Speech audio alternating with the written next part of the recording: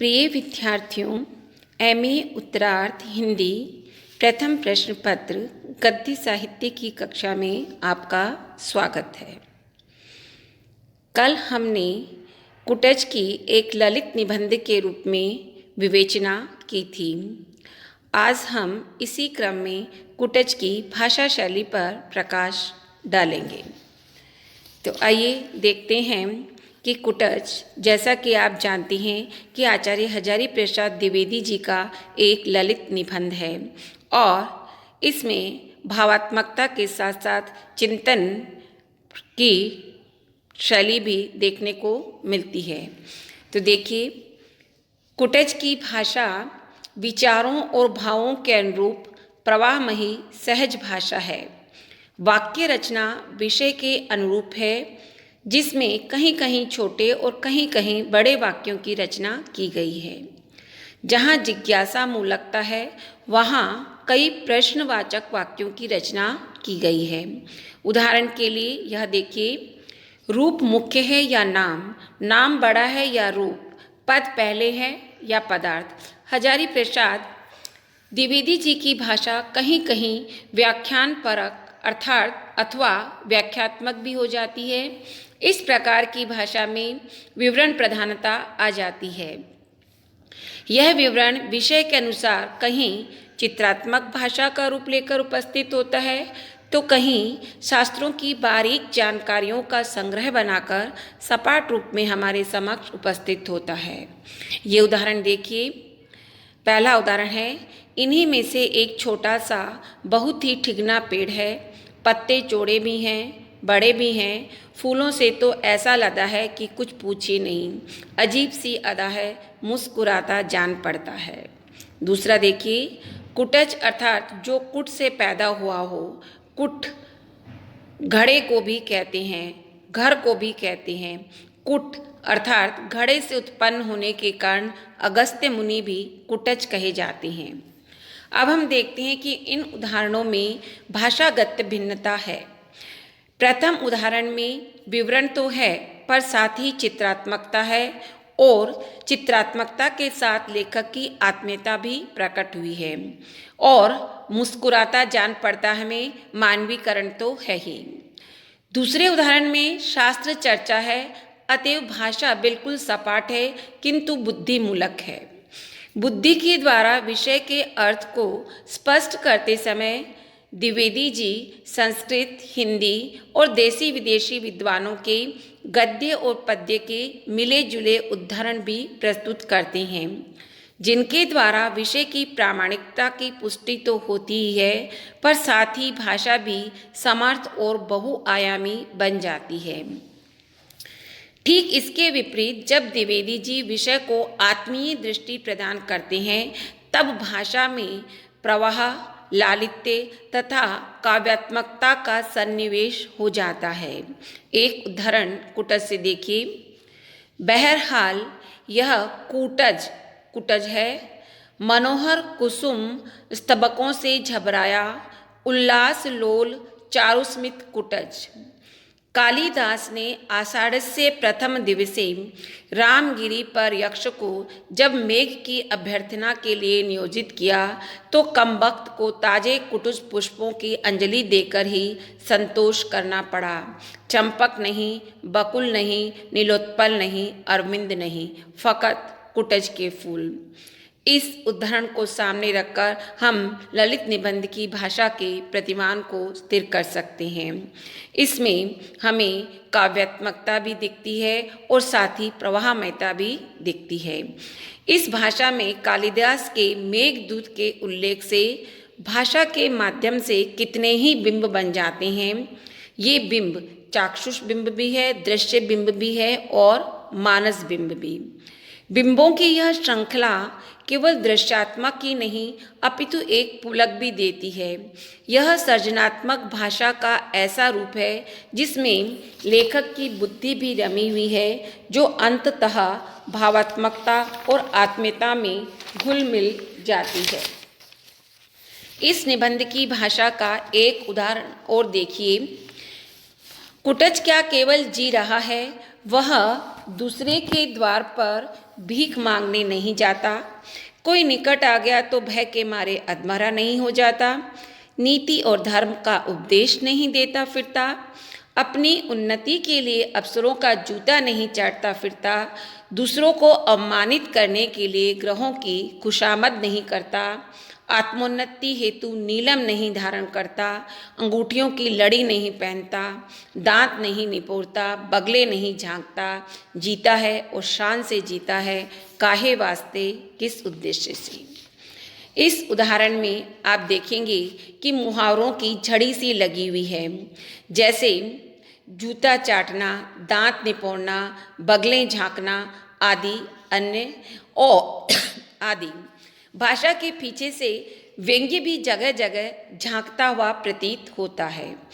एक वातावरण की सृष्टि भी भाषा ने की है, जिसमें रस बहुमूल्य तथ्य का निर्देश भी है, और वह यह कि आज का युग स्वार्थ का युग है, जिसमें खुशामद, चाटुकारिता, अंधविश्वास, दीनता आदि ही सब कुछ हो गई हैं। पर शान से वही जी सकता है जो इन सबको धता बताकर निर्भय भाव से जीवित रहे।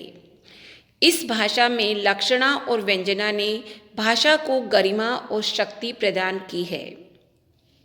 कितने ही बिंब अनायास ही पाठक के सामने तैरने लगते हैं, कोई भी निबंध विचार शून्य नहीं होता। द्विवेदी जी के निबंध की भाषा समर्थ भाषा है।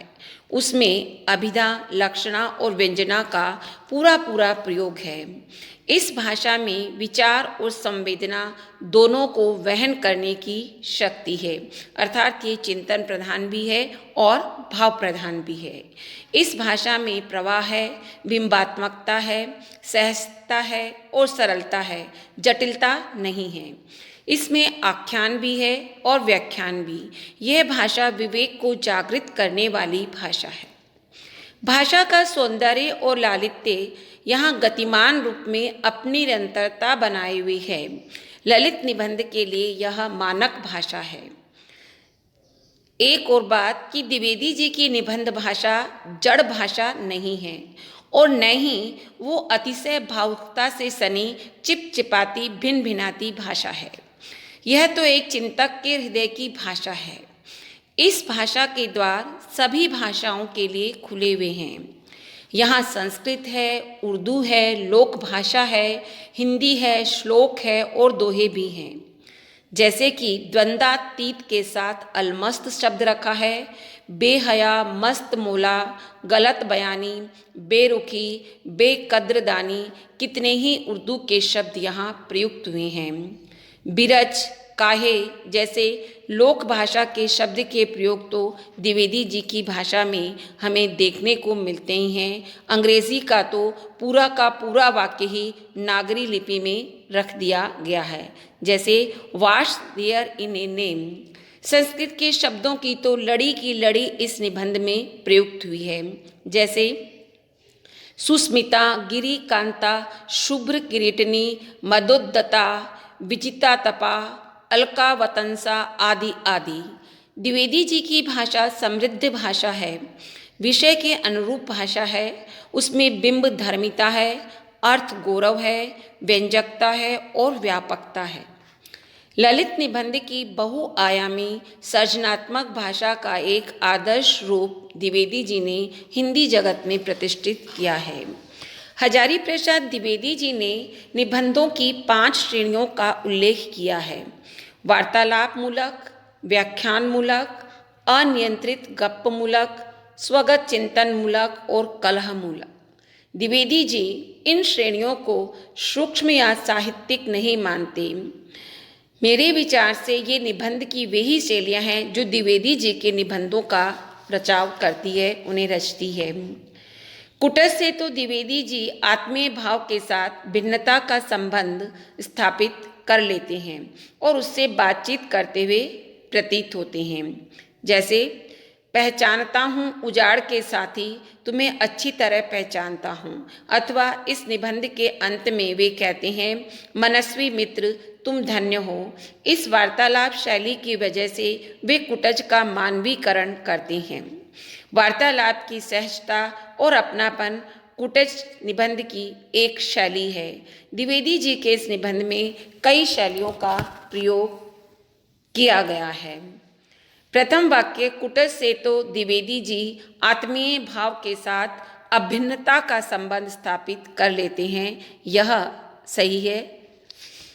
इस निबंध की व्याख्यान शैली में सरल भाषा, व्याख्यात्मकता और प्रवाह का भी विशेष स्थान है।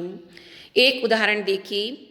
जो समझता है कि वे दूसरों का उपकार कर रहा है वह अबोध है। जो समझता है कि दूसरे उसका अपकार कर रहे हैं वह बुद्धिहीन है।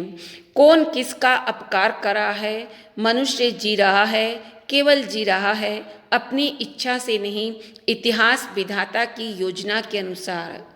किसी को उससे सुख मिल जाए बहुत अच्छी बात है, नहीं मिल सका कोई बात नहीं, परंतु उसे अभिमान नहीं होना चाहिए। सुख पहुंचाने का अभिमान यदि गलत है तो दुख पहुंचाने का अभिमान तो नितांत गलत है। इस उदाहरण में व्याख्यान शैली के सभी गुण विद्यमान हैं। साथ ही सहजता के साथ आकर्षित करने वाली भाषा है, जिसमें निजता भी है, इसमें चिंतन भी है, जो विचार करने की प्रेरणा देता है। कुटज निबंध में गप्प मूलकता भी है। यह कथा कहने की एक शैली है। गप्प का अर्थ झूठ नहीं है। गप्प में एक कथा जैसी होती है अथवा एक बात भी होती है। गप्प मारना कृत्रिम शैली में वार्तालाप करना है। सहजता और स्वाभाविकता के साथ सत्यता की झंकृति इस शैली की विशेषता है।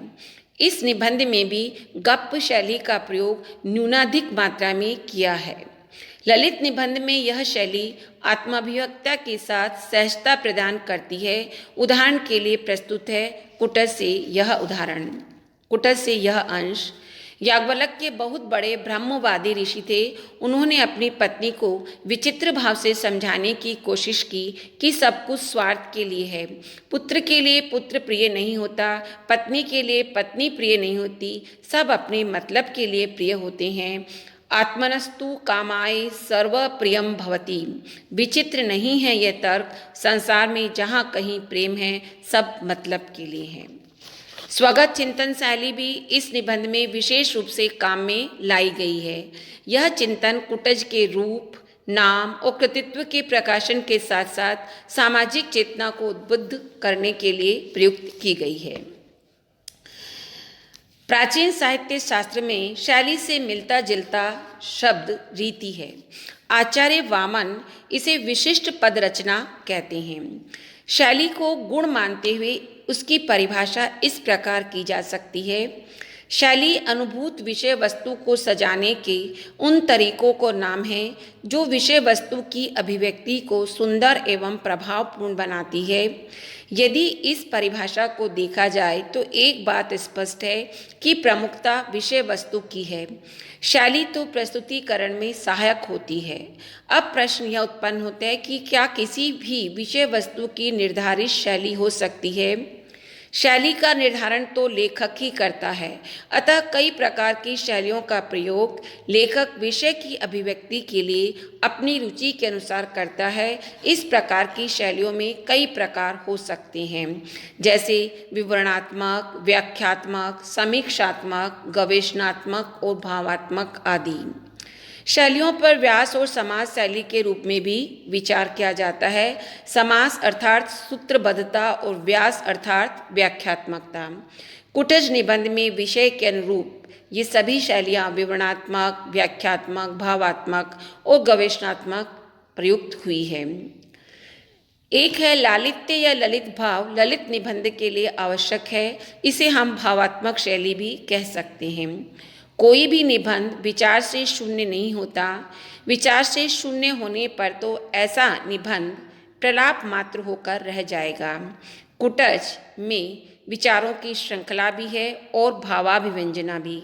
इस प्रकार से हजारी प्रसाद द्विवेदी जी की शैली में भाव और विचार इन दोनों का अभूतपूर्व सामंजस्य देखने को मिलता है। धन्यवाद।